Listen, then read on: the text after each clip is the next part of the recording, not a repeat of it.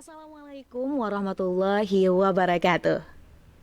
Halo pemirsa setia Sultan TV dimanapun Anda berada. Kembali lagi bersama saya, Raudloh Rida, dalam dialog bincang hari ini. Pemirsa, pada 20 Januari lalu, Ikatan Cendekiawan Muslim Indonesia atau ICMI, Orwil Provinsi Banten telah menggelar musyawarah wilayah kelima. Pada pertemuan tersebut, terpilihlah Laksamana Pertama TNI Purnawirawan, Bapak Eden Gunawan sebagai Ketua ICMI Banten untuk periode selanjutnya. Kira-kira visi misi, rencana serta program kerja seperti apa yang dicanangkan ICMI Banten mendatang? Saat ini sudah hadir narasumber di studio kita, Laksamana Pertama TNI Purnawirawan Insinyur Eden Gunawan MM. Assalamualaikum Bapak. Waalaikumsalam. Apa kabar Pak? Baik, alhamdulillah sehat. Alhamdulillah ya Pak ya. Kami mengucapkan selamat nih Pak atas terpilihnya Bapak sebagai Ketua ICMI Orwil Banten. Selamat Bapak. Terima kasih. Terima kasih juga Pak sudah berkenan untuk datang di studio Sultan TV dan kita akan berbincang-bincang ya Pak ya tentunya tentang ICMI Banten. Siap. Nah Pak, sebagai ketua terpilih nih Pak ya Ikatan Cendekiawan Muslim Indonesia Orwil Banten, apa sih Pak visi misi utama yang ingin Bapak wujudkan selama masa kepemimpinan Bapak? Visi misi Orwil Banten ya, sebetulnya kan tuh sudah dibuat oleh tim ya. Jadi dan itu mengikuti visi misi ICMI pusat ya. Kita meneruskan tetapi juga kita mengakomodasi lokal konten ya. Jadi perlu juga disesuaikan karena setiap daerah memiliki karakteristik yang berbeda.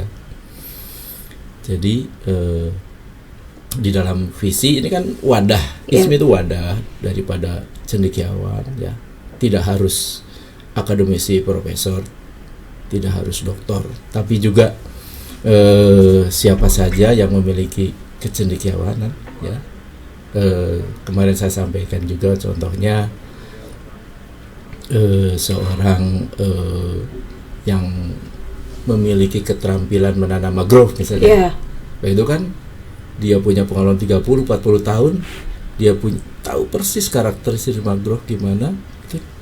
Dia cendekiawan yang bisa juga menularkan ilmu itu seperti itu. Jadi batasannya itu. Jadi kalau ditanya visi, ya semua mengarahnya kepada mengembangkan sumber daya manusia ya, yang memiliki iman dan takwa, tetapi juga memiliki iman dan teknologi di dalam hatinya ya itu. Baik. Sedangkan misinya ya kita akan mengikuti bahwa kita akan melakukan untuk melakukan kajian-kajian strategis di Banten yang bisa disumbangkan kepada pemerintah, masyarakat maupun perusahaan, siapa saja yang membutuhkan untuk bisa diimplementasikan. Begitu. Baik, terima kasih Pak. Tadi bukan hanya untuk kemajuan ilmu takwa dan juga ilmu teknologi ya Pak ya, tapi nanti juga tentu akan bermanfaat bagi halayak umum juga ya Pak. Nah, berkaitan dengan jawaban yang tadi Bapak sampaikan Pak, seperti apa nih Pak pola sinergi dan juga kolaborasi antara ICMI Banten dengan berbagai pihak terkait seperti pemerintah daerah contohnya, lembaga pendidikan dan juga masyarakat umum. Ya. Dalam hal ini kalau kita mengacu ke berbagai macam teori ya, pertama kita memang di lingkungan stakeholder ya. Jadi kalau di pemerintahan ada triple helix, pemerintah, kemudian ada bisnis dan civil society. Ya, kita di civil society-nya yang memberikan masukan dan ini memiliki bargaining power yang seharusnya sama ya. Artinya ada kesetaraan gitu.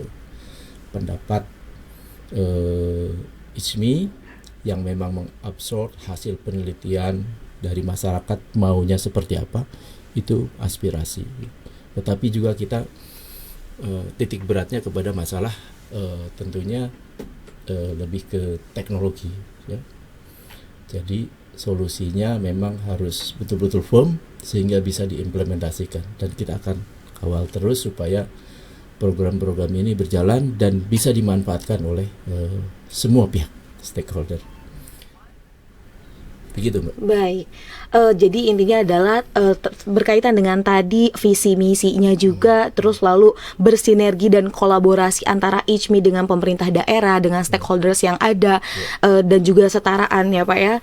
Tentu Pak, menurut saya ada salah satu langkah yang ICMI lakukan untuk mengadvokasi atau memberi perhatian pada isu-isu penting nih Pak ya, yang berkaitan dengan perkembangan sosial, ekonomi, dan juga pendidikan di wilayah Banten. Bagaimana itu Pak? Ya. Saya kira pas sekali ya, sehingga saya dulu di program Trisaktinya Pak Jokowi dulu kan Banten itu 3 hal yang penting yang difokuskan: infrastruktur, sumber daya manusia, dan pendidikan.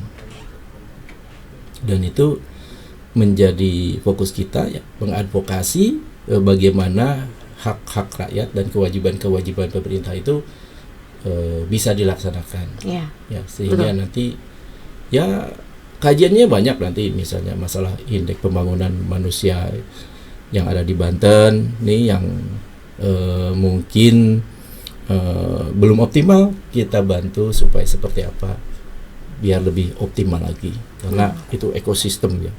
Kita tidak bisa hidup sendirian sekarang. Kita harus selalu bekerja sama karena ya kita makhluk sosial gitu. Apalagi sekarang komunitasnya tambah banyak gitu ya. Jadi ada tadi saya bilang triple helix, ada lagi yang namanya pentahelix ya. Itu memang ada kelompok kepentingan juga di situ, memang harus kita akomodasi. Ya. Untuk saling bersinergi bersama ya, Pak ya? Tapi juga kita ada unsur di sana namanya teknologi, komunikasi, sistem keuangan yang terdigitalisasi dan sebagainya. Baik Pak ya. Nah kemudian Pak, kalau kita mengingat ICMI itu kan adalah sebuah organisasi, tentu organisasi itu memiliki dinamika ya Pak ya. Nah apa nih Pak yang menjadi pekerjaan rumah bagi ICMI Orwil Banten yang belum terselesaikan pada kepengurusan sebelumnya?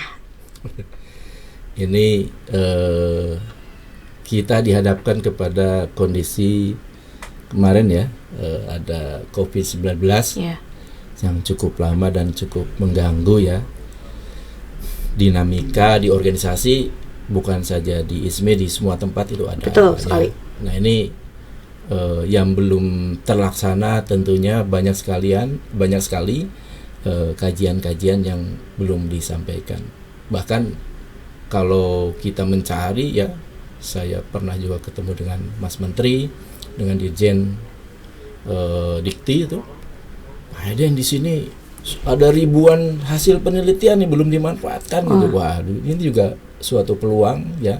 Jadi kita tidak harus meneliti ulang, ketika ada hasil penelitian kita manfaatkan dan kita implementasikan gitu. Cocoklah di daerah Banten ini ya, yang tadi fokusnya di sumber daya manusia gitu.